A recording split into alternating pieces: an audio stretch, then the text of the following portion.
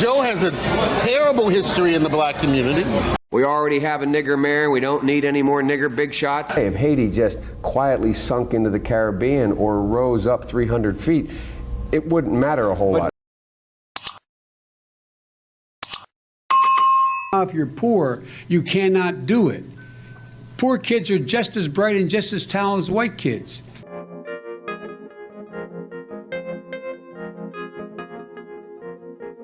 When I was 17 years old, like many of you, I participated in sit-ins to desegregate the restaurants and movie houses of Wilmington, Delaware. I came out of the civil rights movement. I was one of those guys that sat in and marched and all that stuff.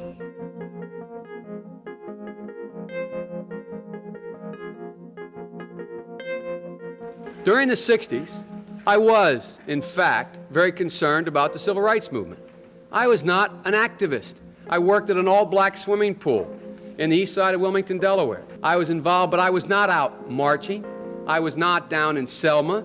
I was not anywhere else. A lot of people don't know how to register. Not everybody in the community, in the Hispanic and the African American community, particularly in rural areas that are distant and or inner city districts, know how to get online to determine how to get in line. A lot of people don't know how to register. Not everybody in the community, the Hispanic and the African American community, particularly in rural areas that are distant and or inner city districts, know how to get online to determine how to get in line for that COVID vaccine. Who in the world do you think you are? Joe, I'm talking to you. Look at me when I'm talking to you, Joe. Who do you think you are? To sit up here and say that blacks and Hispanics don't know how to use the internet. You think we that stupid? You think we that dumb, Joe? What are you thinking? Are you even thinking? Seriously, are you even thinking? I know Joe. We know Joe. And by the way, you know, I sit on the stand and it get hot. I got hairy legs that turn blonde in the sun. And the kids used to come up and reach in the pool and rub my leg down so it was straight, and then watch the hair come back up again. They'd look at it. So I learned about roaches. I learned about kids jumping on my lap. And I've loved kids jumping on my lap. And by the way, you know, I got hairy legs that turn blonde in the sun. And the kids used to come up and reach in the pool and rub my leg down so it was straight, and then watch the hair come back up again. They'd look at it. So I learned about roaches. I learned about kids jumping on my lap. And I've loved kids jumping on my lap. White niggers. You cannot go to a 7-Eleven or a Dunkin' Donuts unless you have a slight Indian accent. I'm not joking. And by the way, what you all know, but most people don't know, unlike the African American community, with notable exceptions, the Latino community is an incredibly diverse community with incredibly different attitudes about different things. What a racist, condescending comment from Joe Biden against me and other black Americans. Because you're black, because of your skin color, you don't have diversity. It is absolutely outrageous. And Biden has a long history of this nonsense, guys. He said that he didn't want his children growing up in a racial jungle. What's that about? A racial jungle. Here's an exact quote of what he said. Unless we do something about this, my children are going to grow up in a jungle. The jungle being a racial jungle with tensions having built so high that it's going to explode at some point. I can't believe black voters are not taking a second look at this guy and saying, what the heck are we doing supporting him, voting for him because of his outrageous track record when it comes to race. I am beyond words, and I am just outraged at this, because not only that, we have the media that allows people like Joe Biden to get away with this nonsense. He's been doing it for decades, and he continues to do it. And I think all Americans should be incensed about it. Young black entrepreneurs are just as capable of succeeding given the chance as white entrepreneurs are. But they don't have lawyers. They don't have accountants. And you ain't black. I think Joe Biden might be suffering from that same white entitlement and privilege and ego, where he's just that old school white male who feels like, hey, man, they need me, I don't need them. Now that he is towering over all the other declared Democratic candidates, his almost 5 decades in public life are getting some real scrutiny. On top of that list, his record on civil rights during his younger days as a U.S. Senator. Gentlemen and ladies of the Senate. One chapter receiving fresh scrutiny comes from his earliest years in the Senate, when he strongly opposed mandatory school busing. It was designed to achieve integration and a more equitable education. What's less known is how he followed the lead of some of the Senate's most fervent segregationists.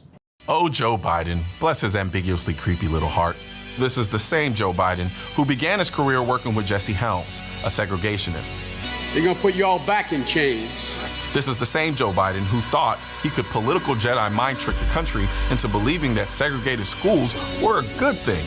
I was actually it was hurtful to hear you talk about the reputations of 2 United States senators who built their reputations and career on the segregation of race in this country.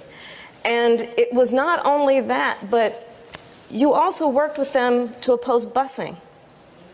And, you know, there was a little girl in California who was part of the second class to integrate her public schools.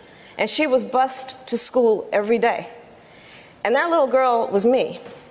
To coddle the reputations of segregationists, of people who, if they had their way, I would literally not be standing here as a member of the United States Senate, is, I think, it's misinformed and it's wrong. But Biden is not backing down.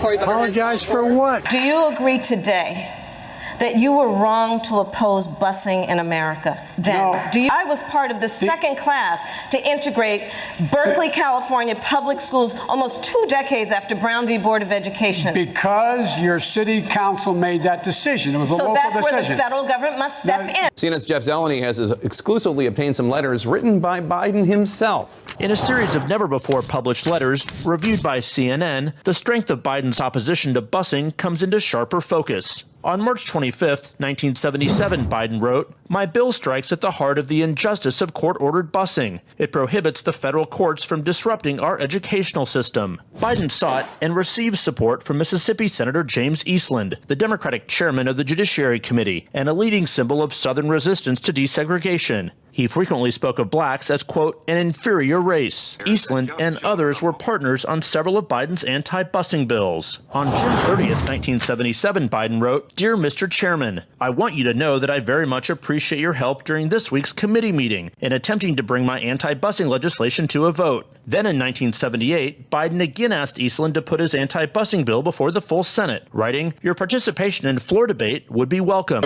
Ronnie Dunn is a professor at Cleveland State University who co-wrote the book Boycotts, Busing, and Beyond. Those letters I find somewhat surprising given Senator Biden's or Vice President Biden's current position and potential candidacy for the presidency and his position as a liberal.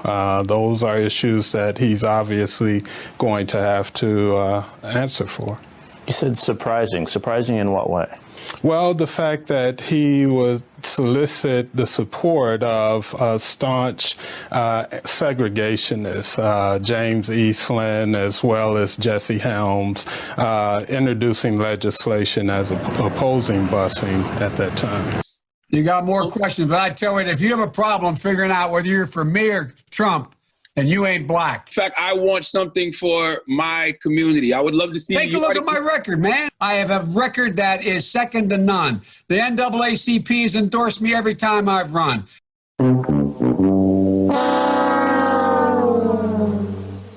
Joe Biden is under fire this evening on comments he made about working alongside segregationist senators in the past. Biden recalling his early Senate career, bringing up 2 segregationist senators, Herman Talmadge and James Eastland, who called African Americans an inferior race. Biden made the comments despite his aides having long urged him not to discuss his relationships with segregationist senators. Apologize for what? refusing to apologize for touting his ability to find common ground with senators he disagreed with, even segregationists. Biden is facing sharp criticism. Biden's 2020 rival, Senator Cory Booker, demanding an apology. That somebody running for president of the United States, somebody running to be the leader of our party, should know that using the word boy in the way he did can cause hurt and pain. Vice President Biden shouldn't need this lesson. Now, Biden actually took it a step further, saying that it was Senator Cory Booker who owes him the apology. Cory should apologize. It was old media that got him in trouble. Personal comments he made about another White House hopeful, Senator Barack Obama.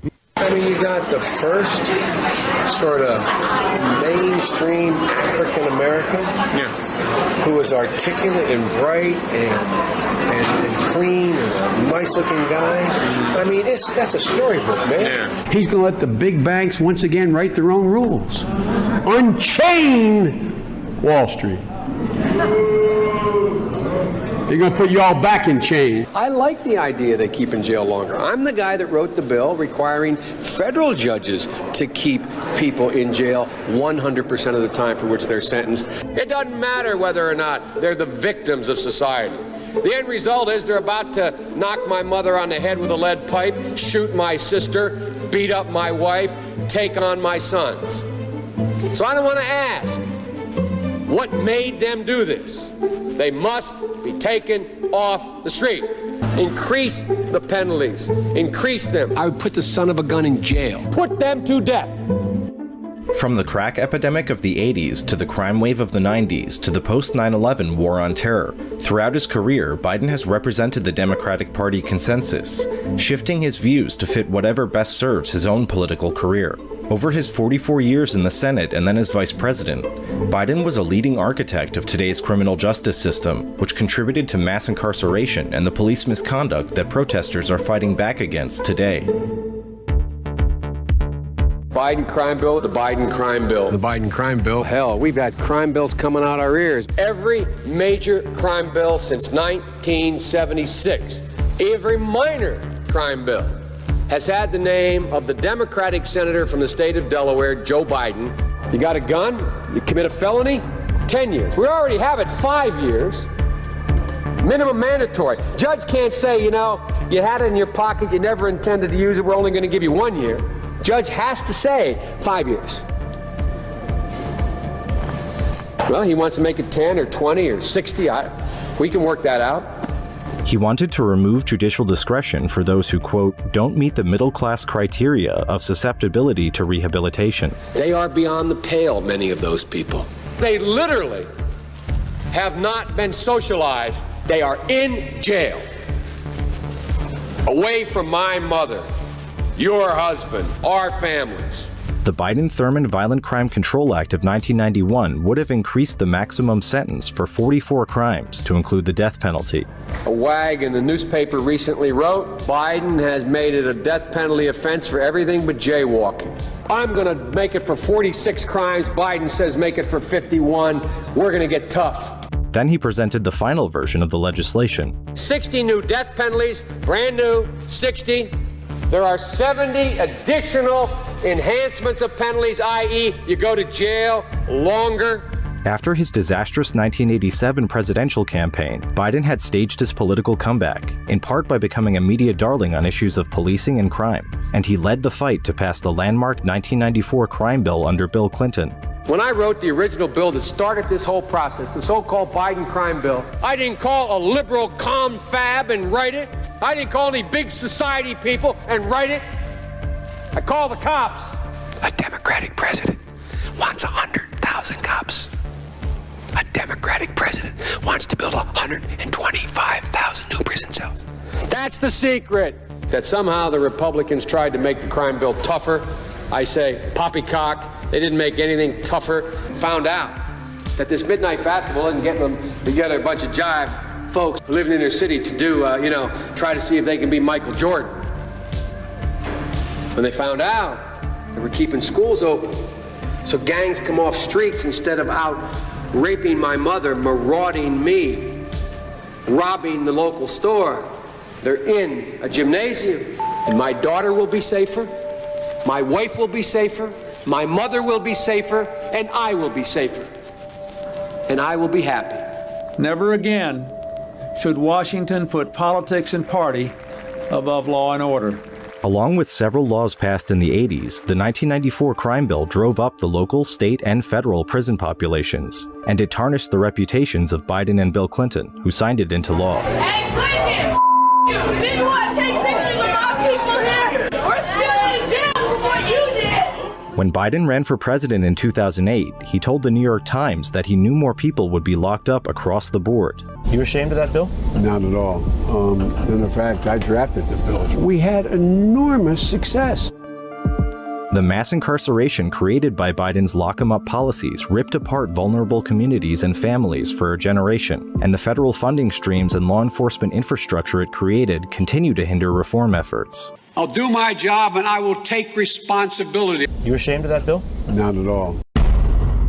Are you going to apologize like Cory Booker has Apologize for what? Biden's racist policies began quickly in the Senate. Although he claimed to be friendly with his local African American community in Delaware, his policy showed an enormous lack of understanding of the issues black people faced in America. Biden called busing the atom bomb of anti-discrimination weapons and worked to stop it in his home state, calling it the single most devastating issue that could occur to Delaware. In 1975, he put forward an anti-busing provision that barred the Department of Health, Education and Welfare from using federal funds to assign students or teachers by race. This broad language actually barred the department from taking anti-segregation actions beyond busing. The amendment Biden put forward was meant to be a softer alternative to the one put forward by Jesse Helms, Biden's well-known racist friend. The New York Times and Washington Post both labeled Biden's actions as a crumbling of the federal determination to achieve equal justice and said it was a real threat to the gains of the 60s and the decency of society. A coalition of civil rights organizations, including the NAACP, later sued over Biden's amendment. Has Biden been apologetic for his clear racist policies? Not really. As late as 2007, Biden called busing a liberal train wreck. Biden continued his push of racist policies in the Senate in the coming decades,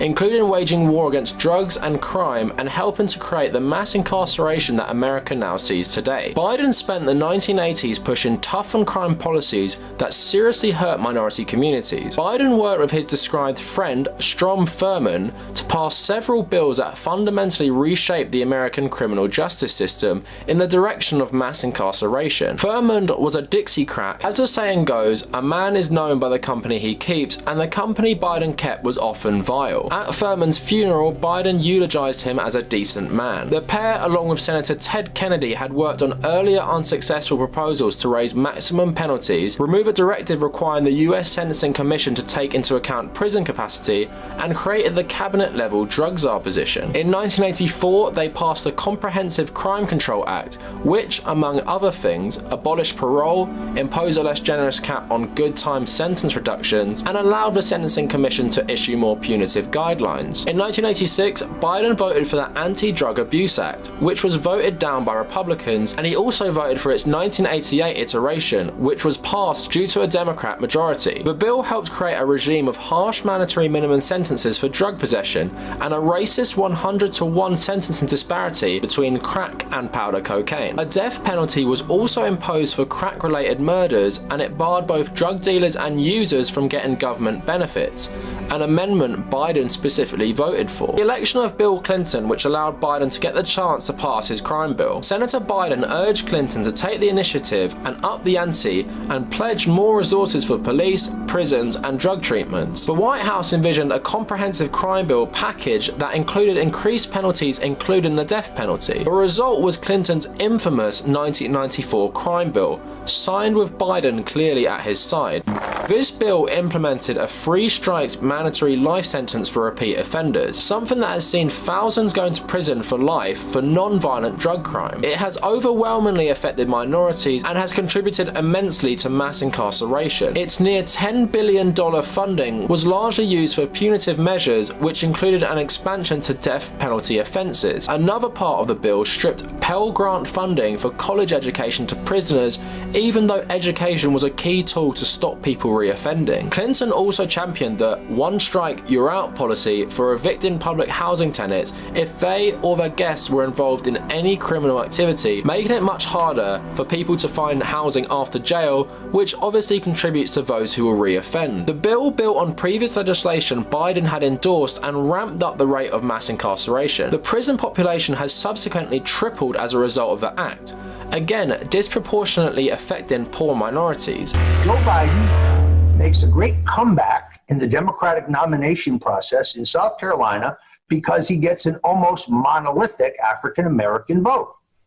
Do those African-American voters realize that Joe Biden is the father of the legislation that has incarcerated more black people for first-time nonviolent drug crimes than anybody in history? That the Biden bill, as he used to proudly call it, which mandated the absolutely mandatory harsh penalties for the first time nonviolent crime of possession of tiny amounts of drugs for personal use, is responsible for the mass incarceration at this point of millions of black people. Another thing about how perspectives change over time.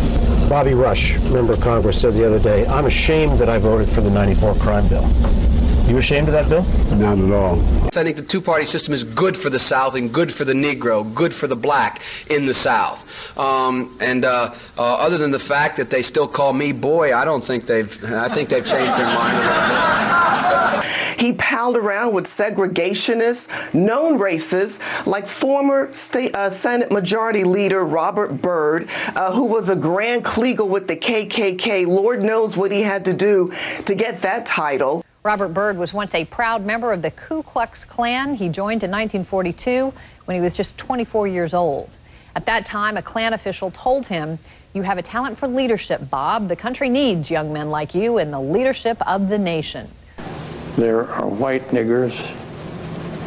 I've seen a lot of white niggers in my time. As also noted, Robert C. Byrd was a parliamentary library, a keeper of the institution of the Senate, and he was the institution itself. But to me, and many people here today, like guys I see, Bill Bradley and Jim Sasser, who've long left the Senate for greener pastures,